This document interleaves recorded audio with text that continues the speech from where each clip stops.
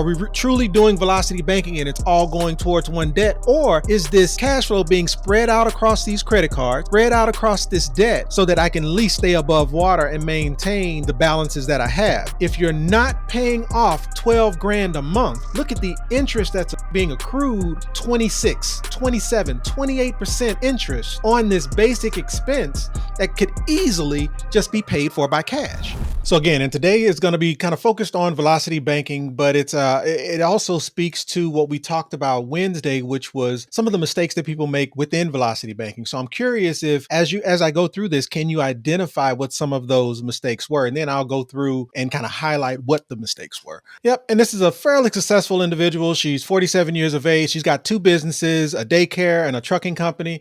And again, she's very, very successful. However, she's gotten herself into a situation where she's got about $272,000 in debt.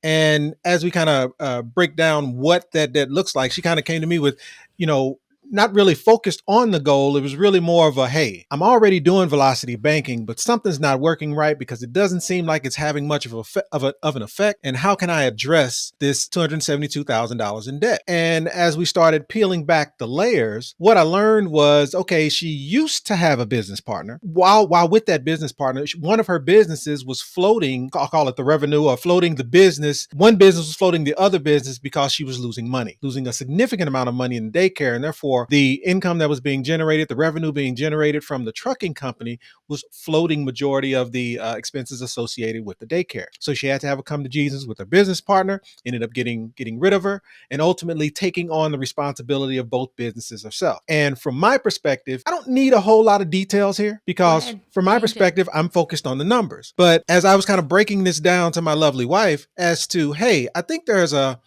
story here worth being told as it relates to some of the mistakes that people run into as it relates to velocity banking. So I think there's an opportunity to kind of break down some of those things. But as far as, who the business partner was, why the business partner was let go, like some of those details, from my perspective, I don't necessarily need it. For the sake of, hey, let's do an example on this. And as I'm watching back this call that they had, I'm going, you didn't even ask? Like, wow. Okay, so that was that. So he's wanting to focus on numbers, and I can't even focus on the numbers because the whole time I'm like, what happened? Why don't we need to know this information? How did this impact things? Like, obviously it impacted her in a great way. Like, we at least need to just let her know we see her. But she was so frustrated. Like, I am trying to continue putting one foot in front of the other, and it's not mathing. So what happened? Right. And so, again, once removing the partner was done and kind of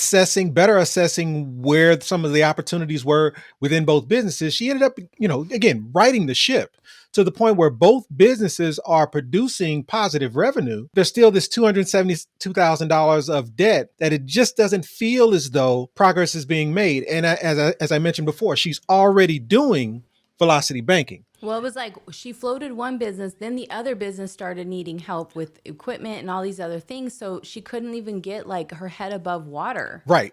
It was, I think the conversation we had was the robbing Peter to pay Paul syndrome. Yeah. It's like, I'm making income, I'm making revenue, but it just feels like I'm just moving money side to side and I'm really not making any headway specifically on the debt, that $272,000 in debt. Right. And when I started asking questions, okay, you're doing velocity banking, but what does that mean? Like, what's your debt tool? One of her first responses was, well, I'm using a couple of vehicles as a debt tool. So when I hear multiple debt tools, to me, that's a red flag. Not always, but a lot of times when someone says they're using multiple vehicles for velocity banking, my first question is why? Because if you're truly doing velocity banking, there is only one debt tool. Yeah. And then it was, hey, I'm getting multiple uses out of the same dollar. I've got expenses running through a card.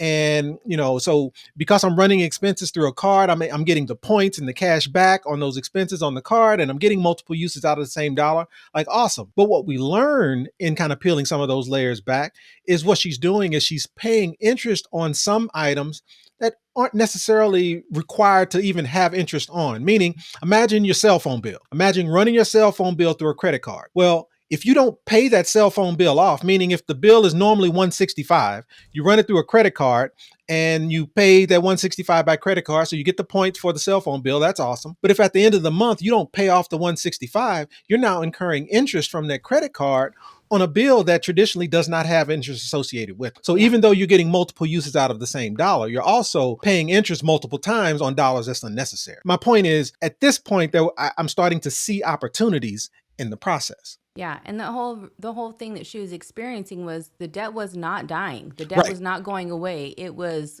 coming back. It was Tales from the Crypt. It was growing, matter of fact. Zombies. Yeah, Dead, dead it was zombies. dead zombies, and it was growing instead of going away. And she was going, how the heck can I make all this money and it's not doing anything? So let's get into it. Yeah. And so I think one of the biggest pieces was, again, revenue coming in, revenue from the daycare, revenue from the trucking company, significant amount of revenue on a monthly basis. This is monthly revenue. So significant. Now, the expenses also match, the revenue.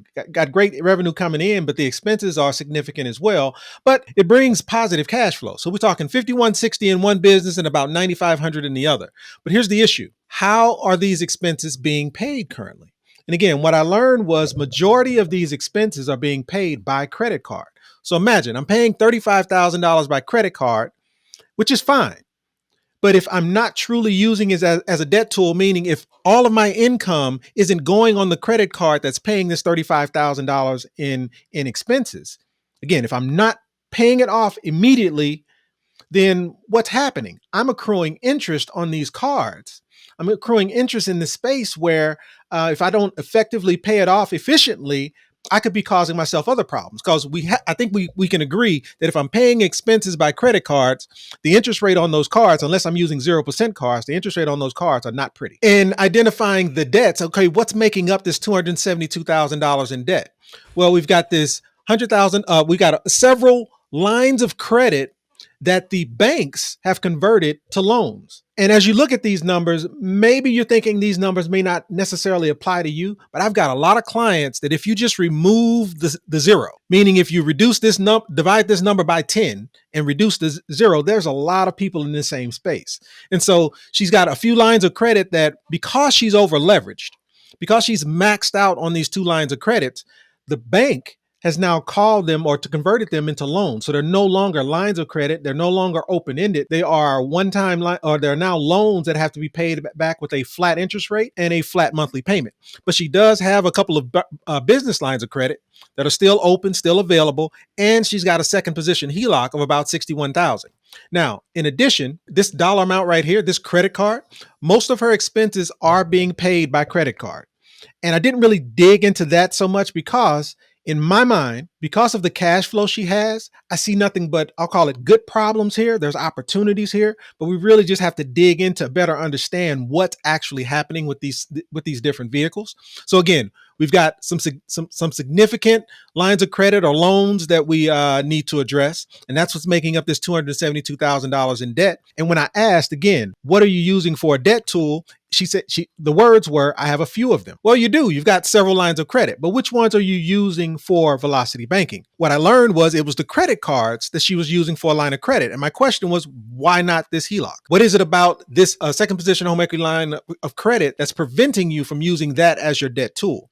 And so that was, again, another one of those items that I identified as maybe there's an opportunity. And again, peeling back some of the layers, there was a few things that was learned. One was, yes, there are several credit cards being used and the banks have identified her as being over leveraged. That's why those lines of credits were converted to loans. She got, $272,000 in debt, but almost $15,000 a month in cash flow. I'm capable of doing is coming in and providing a 10,000 foot view. So it's not that I even have any or some or at all any of the answers. It's really more of because of the 10,000 foot view, it allows me to understand if $15,000 a month is 180 grand a year. I've got $272,000 in debt. If I've got cash flow of 180,000 and debt of 272,000, in a matter of just simple math, in a matter of 2 years, that $272,000 of debt is gone if I'm adequately using or putting my cash flow to work. Yeah. So what jumped out to me was one,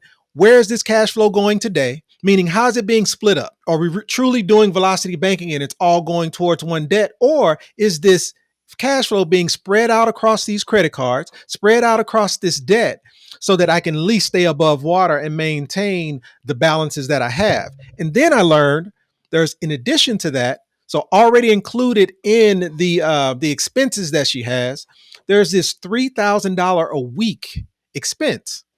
And so my question was, and this was critical for me, my question was, how is this $3,000 a week expense currently being paid? And here's what I learned, because $3,000 a week is 12 grand a month. 12 grand a month is significant. How today is that 12 grand a month being paid? And it's a consistent expense, no different than that cell phone bill or gas. It's not a one-time loan or one-time expense that just needs to be addressed.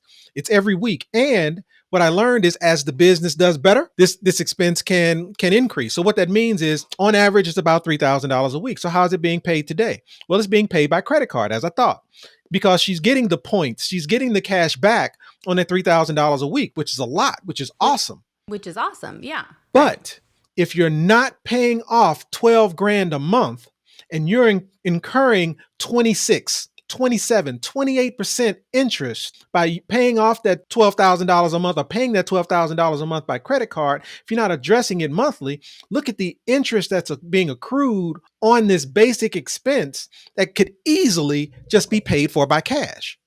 So that was another one of the items that jumped out to me. So what we learned was, the reason the debt is still growing is because, she's spreading out this cash flow amongst all of these different areas, and it's not being focused in one direction.